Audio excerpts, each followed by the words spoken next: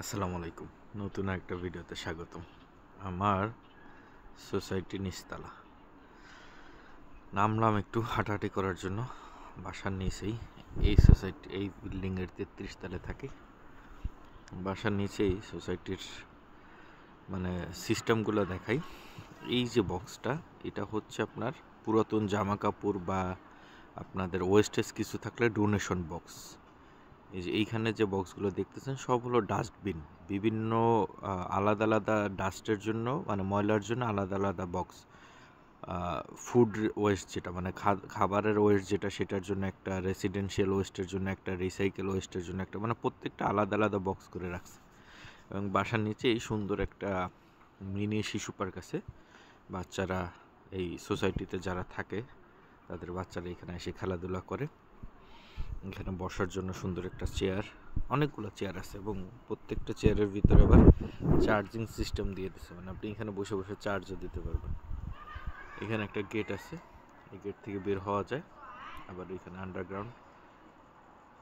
অনেক দিন পরে সূর্য, অনেক উজ্জ্বল একটা সূর্য, শীতের সূর্য আসলেই অনেক চমৎকার। তো বিষয় হচ্ছে ভিডিওটা কেন করতেছি, আমাদের বাংলাদেশে এরকম সোসাইটি কালচারের এখন খুব ভালো একটা ডিমান্ড বা দরকার আমি মনে করি। একে তো আমাদের বাংলাদেশের জায়গা খুব কম, ছোট্ট একটা দেশ, মানুষ অনেক বেশি, এবং ভবিষ্যৎ প্রজন্মের জন্য কৃষি জমি, ভবিষ্যৎ প্রজন্মের জন্য বসবাসের সঠিক আবাসস্থল, এবং ভবিষ্যৎ প্রজন্মের জন্য আপনি যদি সুস্থ একটা পরিবেশ বজায় রাখতে চান, সেই ক্ষেত্রে এই ধরনের মাল্টিপল স্টোরেজ বিল্ডিংয়ের সোসাইটির আসলে অল্টারনেটিভ নাই। কারণ এইখানে আমার টোটাল এই সোসাইটিতে বিল্ডিং আছে 12টা।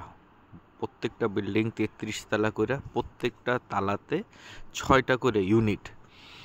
অলমোস্ট একটা গ্রাম বাংলাদেশের, অথবা ছোটোখাটো 2-4টা গ্রাম শুধুমাত্র এই একটা সোসাইটির ভিতরেই অ্যাডজাস্ট করা সম্ভব।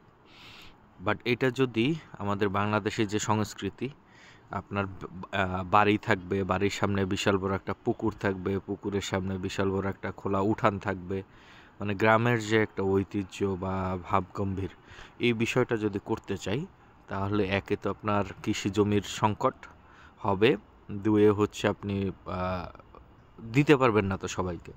20 কোটি মানুষের জায়গা দেওয়ার মতো দেশ বাংলাদেশে নাই।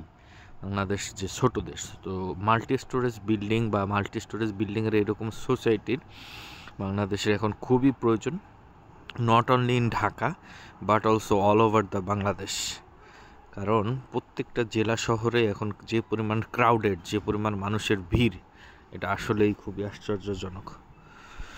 তো এই জন্যই ভিডিওটা করলাম যে আসলে চাইনিজেরা ওরা যে এত আগানো, কারণ ওরা প্রত্যেকটা জিনিস 100 বছর চিন্তা করে কাজ করে।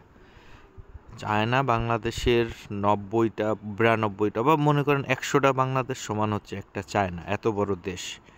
এইখানেরও এমনও জায়গা আছে যেখানে এখন পর্যন্ত মানুষ নাই, ফাঁকা মরুভূমি আছে, ধুধু পাহাড় আছে, বিশাল বিশাল জনশূন্য এলাকা পড়ে থাকে। তারপর ওরা এই মাল্টি স্টোরেজ সোসাইটিগুলো করতেছে, কারণ ওরা ফিউচার প্ল্যান করছে যে আগামী 50 বছর বা 60 বছর বা 100 বছর পরে মানুষের যে সব কিছুর আবাসস্থলটা, মৌলিক অধিকার, এটা যেন ঠিকমতো থাকে। এইভাবে মাল্টি স্টোরেজ বিল্ডিংগুলো করলে একে তো আপনার হচ্ছে কম খরচে ভালো একটা বসবাসের পরিবেশ পাবে, দুয়ে হচ্ছে আপনার আমাদের কৃষির উপরে চাপটা কমবে। কৃষির জমিগুলো দিনকে দিন নষ্ট হয়ে যাচ্ছে বা আবাসস্থলে তৈরি হচ্ছে, যেটা আসলেই খুবই ভয়ানক। কারণ বাংলাদেশের যে অবস্থা, যে পরিমাণে মানুষ বৃদ্ধি পাচ্ছে, এখন যদি আমরা নিজেদের খাদ্যে স্বয়ংসম্পূর্ণ না হইতে পারি, আমাদের যদি ইম্পোর্ট ওরিয়েন্টেড হয়ে যেতে হয়, ইম্পোর্ট করে খাবার খাইতে হয়, তাহলে আমাদের লাইফ স্টাইল বা বসবাসের যে কস্ট বা খরচ, এটা এত পরিমাণ বৃদ্ধি পাবে যেটা আসলেই আমাদের জন্য বিপজ্জনক। এখন আমাদের সর্বপ্রথম চিন্তা রাখা উচিত কৃষিতে স্বয়ংসম্পূর্ণ এবং বসবাসের জন্য সুন্দর এবং সঠিক একটা পরিবেশ। তো এই দুইটা নিয়েই কথা বললাম। জানি না, আমার আসলে নিজের মন থেকে আসলো কথাগুলো বলার জন্য, ইচ্ছা হইলো তাই বললাম। যদি কোনো ভুল বলে থাকে অবশ্যই আপনারা কমেন্ট করে জানাবেন, অথবা আপনাদের মতামত আপনারা দিবেন। দেখেন ডেলিভারি ম্যান আসছে, ডেলিভারি ম্যানের দেখাইতে পারলাম না এটা খেলনাটার জন্য। ঠিক আছে, আজকে এই পর্যন্ত, আল্লাহ হাফেজ।